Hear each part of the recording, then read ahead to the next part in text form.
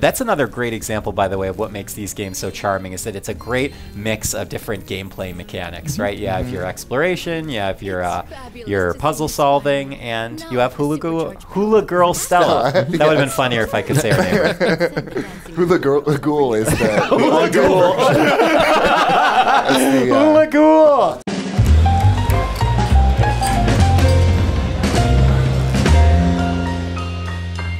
Hello, my friends, and welcome back to PlayStation Underground. On today's show, we are playing Spyro Reignited Trilogy, which is out on PS4, September 21st. I am joined by some Toys for Bob folks, senior producers Peter Kavik and Nick Livingston, and art director Josh Nadelberg. Gentlemen, welcome to the program. Hello. Hey. Oh, hello. It is good to have all of you here. We are actually taking a look at Idle Springs, which is a level in the second game of the trilogy. And Nick, if I can start with you, this is kind of one of the first deeper dives of Game 2 that we're seeing, correct? Yes, it is. One of the first levels we're showing off is Idle Springs. They've locked us out of our temples and stolen our food. Oh no! So yes, I wanted to give Foreman Bob a chance to speak and not talk over him, but this level is all about foremen who have been wronged by idle monsters. The big thing about Spyro 2, the big difference between Spyro 2 and Spyro 1 is whereas Spyro 1 was all about collecting dragons and rescuing dragons, Spyro 2 introduced this whole other world of NPCs and mini games and challenges to explore and do. And, I want to know where that hammer came from, by the way. That you know, the snuck that into his pocket. You know, you never know. The foremen are mysterious, and they will not share that with you. Some secrets will go to the grave of the foreman. That's true. We've asked them. So Spyro 2 also introduced swimming. So in Spyro 1, you could not swim. In Spyro 2, you can, obviously, as Rustin, who's playing right now and killing it, is showing you. And Spyro is able to swim safely as a dragon. This is good to know. He is. He is waterproof. Well, he learned a lot from the first game. Moneybags teaches it. Yeah, Spyro 2, that's right, for a small fee. Locked in here with all our tools, and the giant idle heads won't let the workers in unless we can solve the 3 puzzles they've got. Okay, got it, bud. The voices are so fun. The voice is so I good. love Foreman Bud. If you have trouble, come back and talk to me. Okay, bud. Yeah. Hold on a second. Quick lore question here. Yeah. Do all the foremen in the universe have names that start with B? Oh, yeah. Yes! For sure. Oh, I love it. And for us, we want to get this right. The most important thing for all your work is to make sure all the foremen have B names. But truly, though, like this project has been a particularly challenging and wonderful opportunity for us because fans care so much about every detail, and we do too, and we want to get it right. So, so all the characters have the same names, and that's all we've done. No, all the characters have the same names. All the art has been lovingly recrafted. Sorry, you got this, dude. It's been lovingly recrafted. All of the levels are. So we actually built a tool for this game so that we could make sure that we were getting all of the gameplay exactly right. So we built this tool called Spyroscope, which allowed us to, because we didn't have access to the original assets, we had to build this tool internally that allowed us to extract all of the original mesh, original placements, and even the pathing of the characters, so we could bring that into this modern recreation that we're doing now. So I remember when I first saw it at one of our engineers' desks, I was blown away, and it's been a huge undertaking for us to get this right, but for us, getting this exactly right for the fans is This idol something we says take he's super hungry and seriously. won't be satisfied until he's swallowed 10 fish.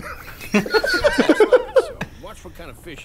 You know what, bud? I also have a sensitive stomach, and I understand. Sometimes 10 fish, you have to make sure I love that they're it all reminds cooked you properly. that the idol is very picky. Yes, I love the very idol. picky.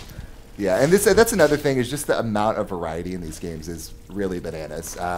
There are idol monsters, there are hockey players, it is just those, and no other examples. Oh, no, nothing else. Just hockey players and idols. No, They're capybaras driving cars and boats. Josh, can you just list some of the things in these games? Some of the over 400 characters? Because it is amazing the amount of content that Josh specifically has led the art direction on. And oh my God, but an amazing team of talented concept artists and modelers and animators. Like, I can't tell you how much effort went into bringing this world back to life. Like Nick was just saying, there's 3 games with over 100 levels and 500 plus characters, maybe 600. I haven't counted recently. 10 million. But yeah, we took the original characters from those games 20 years ago and tried to do our best job of maintaining the spirits of those characters, bringing as much new energy to them as we could, and the team really just stepped up. And I kind of want to overemphasize this. It's, for our audience, it's not like you guys took the Spyro games and just turned a dial up and you're like, I'm just gonna turn up the visuals to 11 and it's gonna look way better. By the way, I if mean, you're this aware is of where that dial exists, please let us know. Oh yeah, please. Oh my God. We lost it. that's actually exactly what we did. but Josh, to the point though, is that this is very much, as we were talking about before, a craft for your studio. I mean, you guys had to go in there and by hand and very meticulously kind of go over everything. Every inch of the world, every character. Like Nick was saying with Spyroscope, we actually extracted the original level meshes so that we could take screenshots of important vistas and paint over them and try to find like the best way to enhance it and modernize it. We did that with the environments, we did that with the characters, we did that with literally everything. The animations, we looked at what the original animation looks like and we riffed off of that. Like we were trying to be as reverential to the original stuff as we could possibly be, and there were some cases where we took our liberties where we thought we could improve upon things or make things more fun and playful, because that's kind of what Toys for Bob is about, is like finding great wacky things that get us psyched. So for example, we just saw the idol who had a metal shield, and these guys all have like marshmallows on sticks, so we turned his metal shield into the top of a barbecue. Of course, because why wouldn't you? Because why wouldn't an idol who has a hot dog on a stick also have a barbecue? Yeah, of course. Peter, maybe you can speak to this too, because you've been awfully quiet over there. I have been. Sir. I just chime in a little bit, that's all. But tell us a little bit about, I know that exploration is key in this game. I mean, is that something that you guys embraced during the development process? Yeah, I mean, that's part of the heart of what made the original games, especially, like, for me, I can speak clearly for me, but it's this world of awe and wonder. Like, you're a little kid out there saving all of the other dragons and helping all these worlds become, like, free. So making sure that all of the pieces were coming together to give you the sense of wonder and awe as you're exploring and finding all these new places in this gigantic world was key. And now we're going to see another little puzzle action here. Yeah, another little puzzle. Oh, bud. Can we install this giant glowing stone dance floor into my home? Yeah, that would be really nice to have. I feel it would really bring the room together, I think. I like that it also gives you difficulty level for the challenges. It does, yeah. That is in parity with the original games. You're like, and we chose those at random. There's no rhyme or reason to the difficulty settings. That's right. We feel it out. We just feel it out. But yeah, so this game, I mean, just the amount of puzzles to solve and unique challenges. I mean, so all the levels have these like crazy unique challenges. And the original game, it was all about rescuing dragons. This is all about challenges. And the amount of NPCs, too. There were so many different, I mean, we were talking about capybaras, foremen, ice monsters. Yeah. Spoilers. Now I know there's ice monsters. There are ice monsters. Guys. I'm sorry. Ice builders, I'm sorry. Yeah, and the ice monsters are ghosts the entire time. So I'm sorry to spoil that for you as well. Wow. I would have never known. No. Yeah, it's just it's gorgeous, and it's just really cool to see something that has such a history and such a huge fandom kind of get the loving treatment from your studio that it deserves. So, yeah, and thanks. we're just three dudes here, and but we are representing a huge group of incredibly talented people who work so hard on this and Super really passionate care. about this. It's really important to us that we get this right. And so that's why you have everyone's names are the same. Mm-hmm. That's exactly. That was the number one thing on the list. Yes. You didn't change the Spyro's name to Frank. That's right. Yeah, Frank the Dragon. No, it's not. Yeah, no, we doesn't have the same ring to it. It doesn't. It doesn't. It was truly a labor of love. Like, everyone was just so excited when we found out we had the opportunity to make this game. And the hammer. This still gets me. I've seen this already, hammer. And it's so good. Happy. And he's just bashing his head with it. Mm-hmm. I have to say, to Peter's point earlier about going through this world and having that sense of awe, and like moments like that are everywhere in this game. Like, every level has that level of surprising thing that will make you laugh, and you're not just talking about, when you say this game, you're not just talking about Spyro 2. I mean, you're talking about the whole trilogy. Entire Reignited Trilogy. Spyro 3, Spyro 1, all of them. They're the amount of work. This is a handcrafted effort.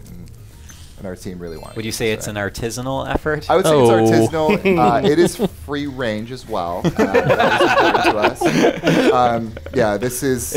I'm happy to announce here on PlayStation Underground that Spyro Reignited Trilogy is organic and farm to fork. No, this is robotica video farm gaming. to table. Fully compostable. All right, we're nearing the end of the demo too. We have a little dancing section. Levels.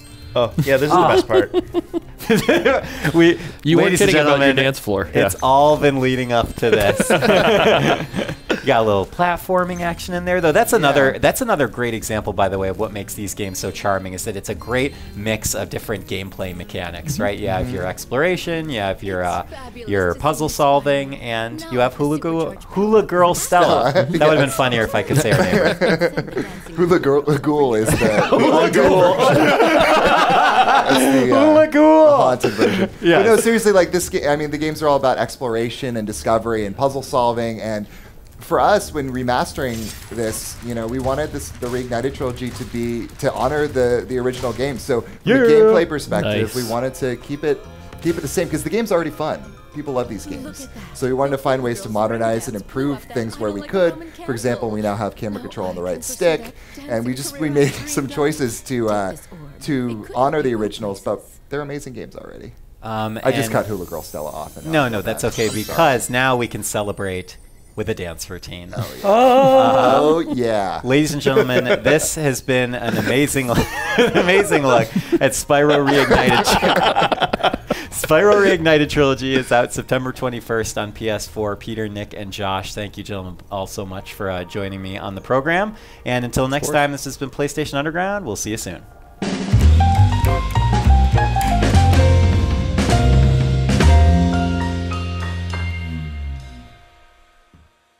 PlayStation